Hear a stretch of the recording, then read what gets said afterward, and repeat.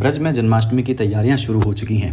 ब्रज के कई मंदिर अजन्मे के जन्म के लिए तैयार हो रहे हैं और मंदिरों की रौनक अब से ही देखने लायक है। जन्माष्टमी के मौके पर कई लोग अपने घरों में ब्रज से भगवान कृष्ण की मूर्तियां भी लेकर आते हैं। आज हम आपको बताएंगे कि कैसे आपके घर पर विराजमान होने वाले लड्डू गोपाल का श्रृंगार किया जाता है। वृंदावन में रहने वाले विजय करीब 2 सालों से भगवान कृष्ण की अलग अलग मूर्तियों का श्रृंगार का काम करते हैं। उन्होंने कभी भी किसी से इस कला के लिए प्रशिक्षण नहीं लिया, लेकिन कृष्ण की भक्ति ने उन्हें इस काम में माहिर बना दिया। विजय ने बताया कि भगवान की मूर्ति के श्रृंगार को अंगराग कहा जाता है।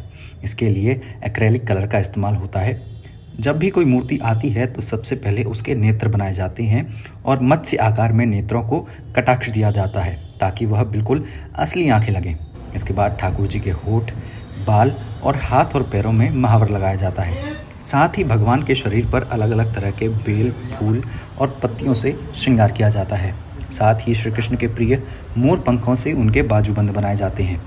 कई लोग भगवान कृष्ण के कपड़ों का भी अंगराग करवाते हैं। इसके अलावा अलग अलग संप्रदायों के अनुसार तिलक भी किए जाते हैं, जिसमें गौड़िया संप्रदाय, हरिदासी, हरिवंशी, निम्बार्की समेत कई संप्रदायों के तिलक शामिल होते हैं। उसके बाद भगवान के मुख पर भी कई प्रकार का श्रृंगार किया जाता है, जिसे कोलका, चंदन या बेल बूटे का श्रृंगार कहा जाता है। साथ ही एक मूर्ति को सजाने में करीब 1.5 घंटे का समय लगता है।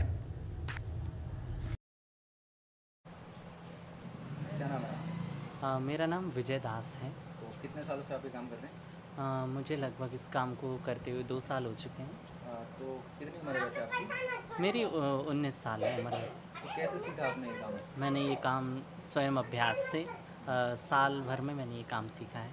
तो ठाकुर जी का कैसे श्रृंगार किया जाता है तो बताइए। जब आते हैं तो क्या क्या होता है? देखिए, कुछ विग्रह दुकानों में सेल होते हैं, वो आते हैं सबसे पहले बनने के लिए, तो उनके मत्स्य आकार में कटीले नेत्र बनाए जाते हैं।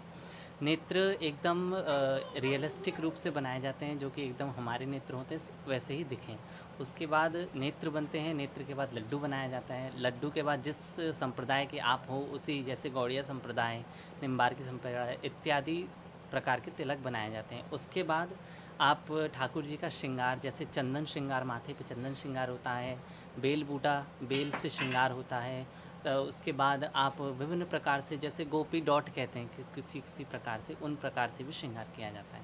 ठीक। और हाथों पैर में? हाथों पैरों में महावर लगाई जाती है और पैरों में पदचिन्ह बनाए जाते हैं, जैसे ठाकुर जी के पदचिन्ह होते हैं, और हाथों में महावर लगाई जाती है मेहंदी के समय। तो एक मूर्ति को बनाने में कितना समय दिखाता है? साधारण मूर्ति को बनाने में आधा घंटा, और थोड़ा डिटेलिंग मूर्ति जैसे फिनिश्ड मूर्ति होती है तो उनको 1 से 1.5 घंटे लगते हैं बनाने में। सौरभ पाल, न्यूज़ 18, मथुरा।